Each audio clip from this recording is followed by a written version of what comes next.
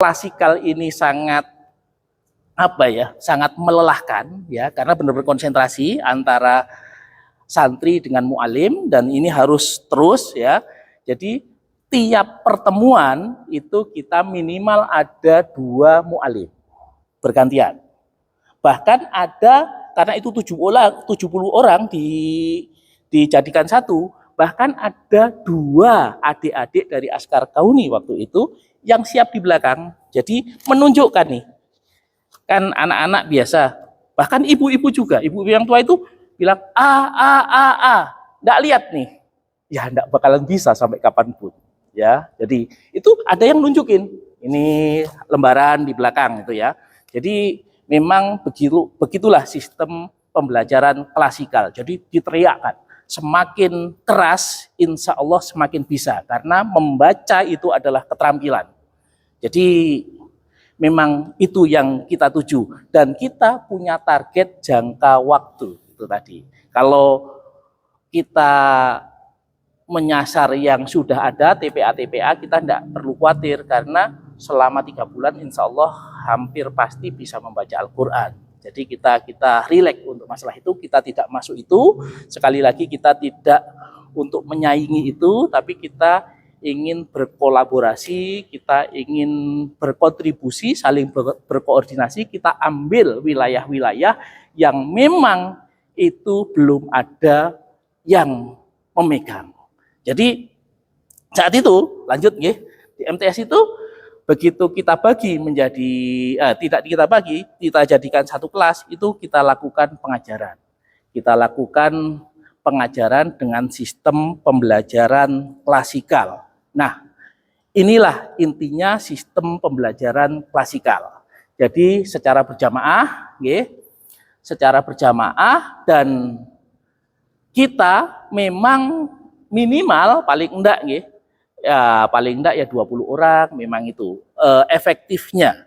Karena kalau terlalu sedikit semangatnya juga kurang. Tapi apakah itu tidak memungkinkan? Tetap bisa. Terus apakah islah bisa digunakan untuk sistem sorogan? Tetap bisa juga. Tetapi perlu kita catat, memang sejak awal buku islah ini untuk pembelajaran dengan metode sistem klasikal, cara cepat dan mudah belajar membaca Al-Quran dengan klasikal. Jadi kita teriakkan, dan memang disusun untuk itu. Ya, jadi memang termasuk nanti kita lihat bersama. Jadi memang disusun untuk itu, dan disusun untuk target yang 3 hari bisa membaca Al-Quran. Ya, apakah mungkin kalau belum menjalankan, ada yang bilang 3 bulan ada, kadang tidak bisa. Nah, ya, 3 bulan itu kadang itu kami mengajar di Syukur 3 bulan itu ada yang belum bisa mau ngaji itu ya. Tapi faktanya di Min 11 itu bisa. Alhamdulillah. Dan mereka itu sebenarnya awalnya kepala sekolah itu bingung. Saya itu mau ada program tahsin, saya itu mau ada tahfidz. Anaknya aja masih banyak yang tidak bisa membaca Al-Quran, tidak bisa jalan. Makanya kita masuk.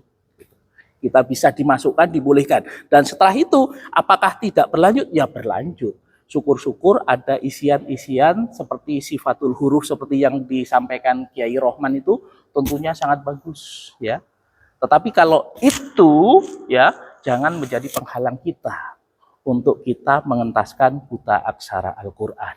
Karena tentunya tidak ada sempurna, dan kita tentunya ya selalu berusaha untuk mencapai target 3 hari selesai dan bisa membaca Al-Quran.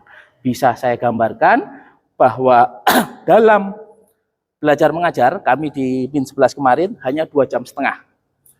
Biasanya sehari full, kalau kita bentuk kelas itu sehari full dari jam 8 sampai jam 5 sampai jam 4, itu 8 jam sehari, pasti capek. Yang teriak-teriak itu itu pasti capek. Nah, kemarin kita 2,5 jam itu pun tidak mampu untuk seorang. Jadi tiap trainer, tiap mu'alim itu minimal 2 orang, dan alhamdulillah dalam 7 hari kita bisa wisuda untuk adik-adik itu. Jadi sampai 24 jam kita sudah bisa wisuda. Oh, apakah semua sukses? Tidak. Sekali lagi saya sampaikan tadi, hanya 65%. Ada beberapa anak yang sifatnya over, anak kelas 1 dan kelas 2 SD itu masih sangat sulit. Karena apa? Mereka tidak mengikuti pembelajaran klasikal dengan baik. Mereka sibuk dengan aktivitas sendiri. Yang lain ikut membaca, dia balik lagi kabur gitu. Jadi ada beberapa yang ikut. Tapi secara umum bisa tersampaikan dengan baik dan bisa membaca dengan baik.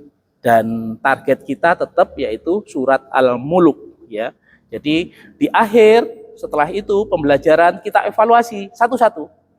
Satu-satu kita langsung baca lagi mulai awal yang asesmen akhir ya. Kita evaluasi lagi mulai halaman 1 sampai halaman, ada yang bisa sampai surat Al-Muluk, bisa membaca dengan baik dan benar, ada, dan itu kita evaluasi dan kita berikan penilaian pada guru dan orang tua.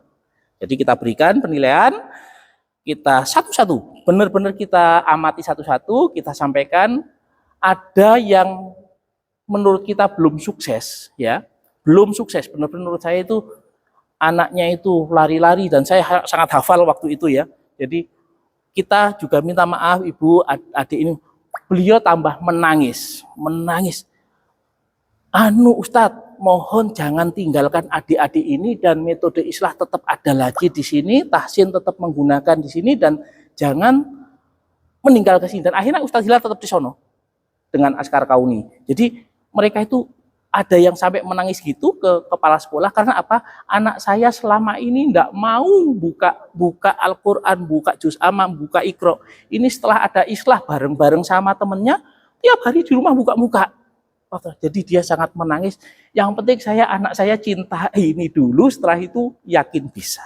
Itu kasus saja ya. Tapi faktanya seperti itu. Mudah-mudahan kita pun bisa mengajarkan itu dengan target-target yang seperti itu. Karena apa? Lebih dari 150 juta penduduk kita itu, kalau 62% ya, 65 itu yang buta aksara Al-Quran. Jadi kalau kita laksanakan seperti yang sistem konvensional, kok sepertinya 2045 aja belum sampai menurut kita. Bahkan yang paling sulit saat ini adalah banyak rekan-rekan kita, bahkan saudara-saudara muslim, generasi muslim yang belum bisa membaca Al-Quran, ternyata itu kadang-kadang tidak mau, kadang-kadang banyak hal lah ya gitu. Dan itu tugas kita, tanggung jawab kita untuk bisa menyampaikan dengan baik dan benar. Dan saya berharap saya termasuk salah satu yang senantiasa memudahkan itu. Karena apa? Banyak hal yang sebenarnya tidak ribet, kadang-kadang orang takut karena kita seolah-olah seperti ribet ya. Jadi banyak orang takut mungkin sama Islam ya. Banyak orang takut sama Islam karena mungkin dikira sangat ribet, harus, ya memang wajib, ibadah itu wajib, tahajud wajib. Tapi kalau orang lihat itu, kubu sebelah itu, begitu orang meninggal kan damai bersama Tuhan di surga, itu cuman begitu aja ya. Jadi kita berharap, saya termasuk yang memudahkan itu. Saya berharap bahwa Islam itu asik, membaca Al-Quran itu gampang, 3 hari bisa, dan hal-hal yang memudahkan itu. Karena apa? Pada prinsipnya semua itu sudah ada dulu. Tahsin itu saya baru mengenal mungkin 10 tahun lalu. Padahal zaman dulu kita tidak ada itu, tahsin itu. Tapi mulai bahasa-bahasa baru. Bahkan dulu itu, sekarang saya itu di sini tidak menemukan tukang cukur. Tapi barbershop banyak. Artinya apa? Dulu sudah ada, hanya di rangkai-rangkai, dibenerin, dimodif menjadi semacam itu. Jadi bahasanya oke. Sekarang saya juga banyak mengenal mahat. Dulu tidak mengenal saya. Artinya apa? Sejak dulu kita sudah ada. Sejak dulu kita ada. Dan itu sudah luar biasa. Hanya saja memang sekarang perkembangan kan tidak langsung ujuk-ujuk jadi. Banyak hal yang memang dipaket yang namanya tukang cukur menjadi barbershop dengan motif macam-macam. Dan sekarang hampir tidak ada saya ketemu tukang cukur di Tangsel ini. Saya cari itu tidak ada. Jadi ada hal yang menurut saya kadang-kadang kita butuh membuat itu praktis dan simple.